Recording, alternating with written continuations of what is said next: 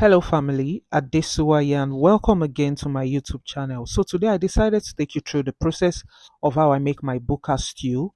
You know the stew you have at this canteens, and you just can't get the taste of your mind, your mouth, your body, your soul, that kind of stew. So I'll be taking you through the process. So just stay with me and welcome again. So you'll be needing a whole lot of cayenne pepper. You need about 45 to 50% of that. You need say like 20% of Scotch bonnet peppers. You need 20% of tomatoes. You need about 5% of red bell peppers, but you don't really need so much of that. You need onion, about 20% of that. Now I'm going to list how I proportioned these ingredients in the comment section. I used about few pieces of garlic and just a little bit of ginger. And do not mind my ingredients; it's coming straight from my refrigerator. So what you want to do is to bring this to a boil, and the essence of doing this is just to take away excess water. So when it looks like that, you're going to get a drain, and you're going to drain that. Now, to stop the cooking process, you need some cold water to stop that cooking process, like I am doing in this video. So just put cold water and make sure it has stopped cooking. To blend, you do not want a smooth consistency. You pretty much just want it roughly blended, and that is why I decided to use my food processor. However, if you don't have a food processor, you can blend whichever way, but just make sure that you do not have a smooth, consistency. And also, I did not boil my garlic and ginger. That's because I want it fresh. So I boiled every other of the ingredients, excluding the garlic and the ginger. So I just added that to my food processor, and I pulsed it. I used the pulse function to just roughly blend, chop my peppers, as you can see in this video. So I did that, and I set that aside.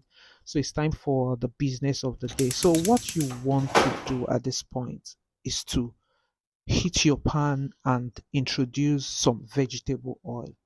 For this particular recipe is not for people who have a problem with so much oil, because to achieve the buka stew you need a whole lot of oil to fry this, because we are going to be cooking for about 45 minutes to 1 hour. That's the cooking process for this. It's not your regular stew that you make in 30 minutes, 35 minutes. So heat up your oil. I made use of vegetable oil and sunflower oil.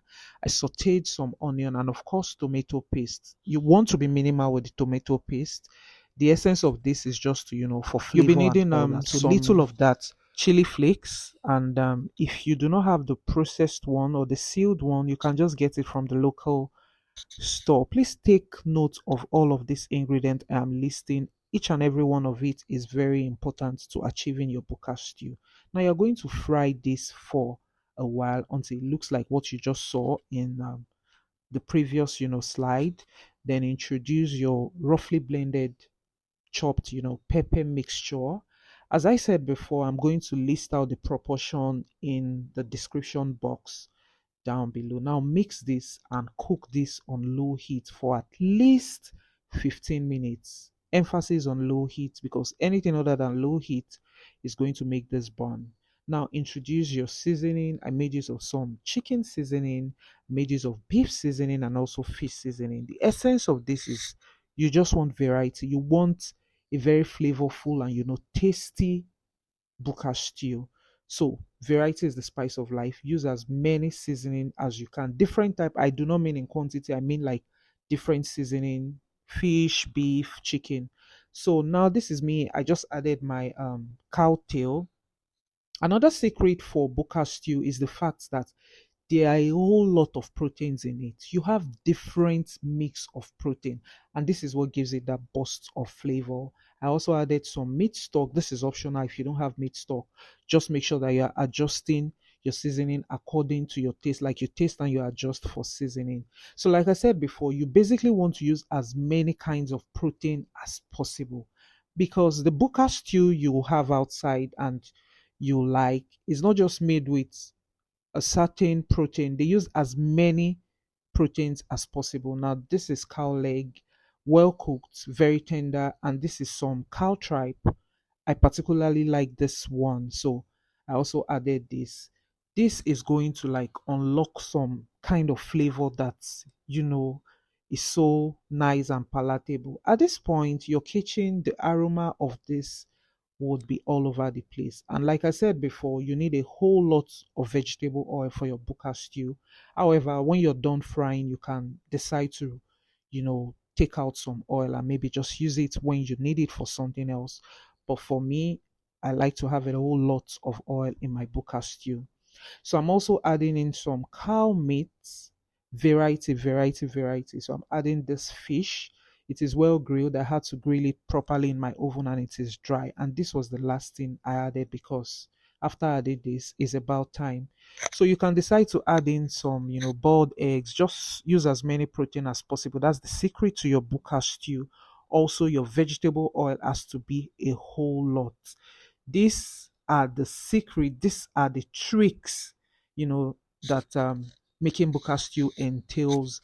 And I hope that you find this helpful.